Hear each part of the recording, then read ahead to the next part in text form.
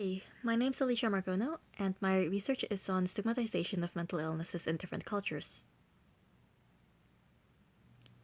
So, mental health problems affect an estimated 1 in 4 people worldwide. There are many challenges surrounding providing and getting mental health support, such as underreporting, lack of resources, and stigmatization. My research was focused on the latter. So, stigmatization can manifest differently in different environments. As immigration and internationalization grow increasingly more prominent, only a sporadic amount of attention has actually been paid to the differences in home and host cultures and the challenges that these present. The goal of my paper was to examine studies on the manifestation of mental health stigmatization in multiple cultures and identify the gaps within the literature.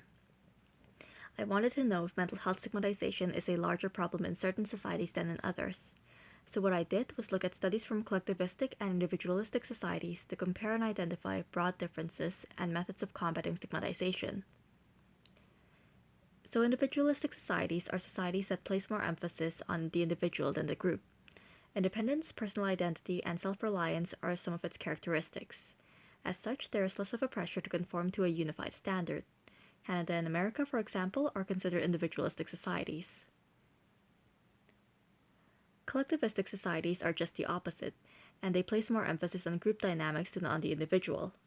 Deviation from the norm is rarer, and unity and selflessness are some of the traits that are highly valued. Most Asian countries qualify as collectivistic societies. The manifestation of stigma can commonly be traced back to three problem categories: knowledge, attitudes, and discrimination.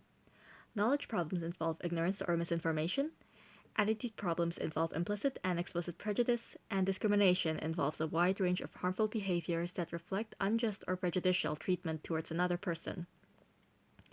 These problem categories are interrelated, but a deeper look revealed that some categories presented a larger issue than others in different cultures. So I chose reports from North America, Japan, and Indonesia. In North America, an individualistic society, 1 in 5 people have reported mental, neurological, or substance disorders. In Japan, an individualistic society, 1 in 4 people reported considering suicide at one point or another in their lives, and it is a leading cause of death in youths. In Indonesia, also an individualistic society, but with a larger cultural variance than Japan, at least 2 million people have reported mental health disorders in the last couple years, and unlike the other two countries, there are no official youth psychiatric resources in place. Of the three cultures, North America has been the most successful in reducing mental health stigmatization and implementing resources for support and information. Despite this, only a third of people diagnosed with mental disorders actually seek professional help, and even less continue to pursue the professional help that they were offered. Additionally, while stigma is less overt, microaggressions are still highly prevalent towards those with mental disorders. It's also notable that despite the lesser degree of severity, manifestation of stigma in North American contexts are still similar to the other cultures examined, such as social rejection, belief of danger of schizophrenic and psychopathic individuals, and more. In Japan, stigmatization appears to stem largely from misinformation.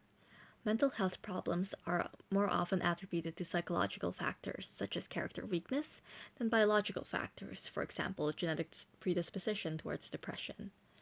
Expectations of recovery are very low, with only 5% of people surveyed believing that full recoveries were possible.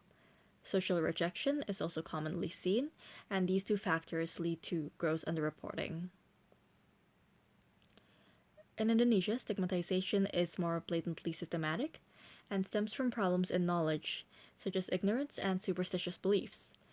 Those diagnosed are often shunned, and mental health illnesses are considered taboo to be spoken of.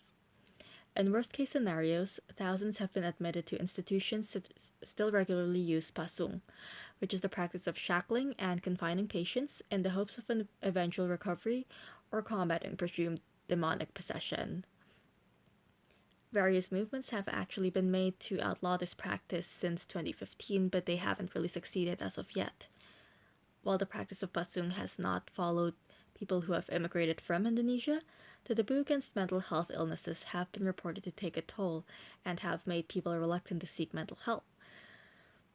In conclusion, while stigma exists in both individualistic and collectivistic societies, Broadly speaking, mental illnesses and disorders are punished more severely in collectivistic societies than in individualistic societies. Throughout my research, I noticed that there was comparatively little studies on mental health from Indonesia, despite the harsher treatment present in the country. As the fourth most populated country in the world, behind only the US, China, and India, this was pretty concerning to learn. Looking deeper revealed the weakness of ethics sports and the popularity of certain public speakers who didn't have any kind of certification to speak of on mental health. So I've been working as a research coordinator for Stigma, an Indonesian nonprofit that focuses on combating mental health stigmatization. The preliminary research that we are working on focuses on identifying attitudes towards mental health in Indonesia, with the end goal of improving these attitudes on a grassroots level. Thank you for listening to my presentation.